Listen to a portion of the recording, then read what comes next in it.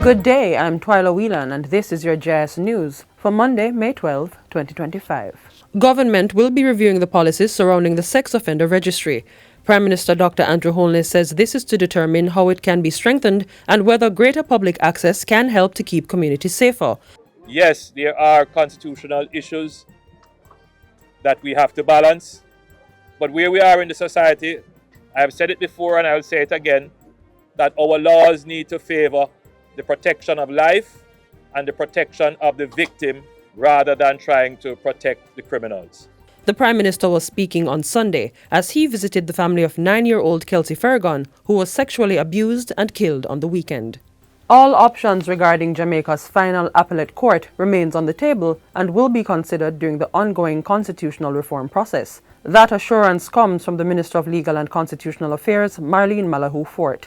She made the remarks during last week's sitting of the Joint Select Committee considering the Constitution Amendment Republic Act. The policy is to not just look at the final court as we reform the Constitution, but to look at the administration of justice. The minister says there are 3 proposed options to be considered: retention of appeals to the Privy Council, accessing the final appellate jurisdiction of the Caribbean Court of Justice, and establishing a Jamaican final court. We will have to look at these options. The arguments in favor of some may be stronger than others, but process is just as important as outcome.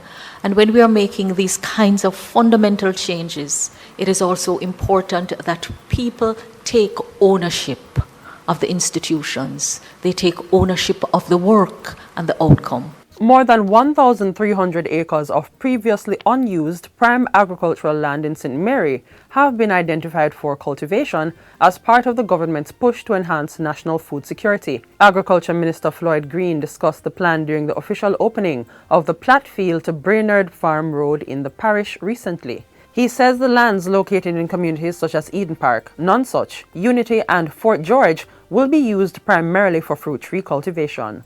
We want to see more of our orchard crops. We're focused on ackee, we're focused on mango, we're focused on breadfruit. We want to see more of those being planted. We're going to use it to drive our tubers. We want to see more sweet potato because there's a significant demand. And we also want to see more persons in St. Mary get involved in aquaculture, freshwater fish farming. The minister also revealed additional plans for the parish, including the introduction of irrigation infrastructure for the new pen area. And I'm pleased to announce that we're going to be moving in this financial year for the first time to put irrigation support into New Pen in St. Mary so that those farmers will be able to do what they love and to give us some of our wonderful Irish potato. The National Solid Waste Management Authority, NSWMA, has cleared several West Kingston communities of truckloads of household garbage and bulky waste. The massive cleanup exercise took place last week,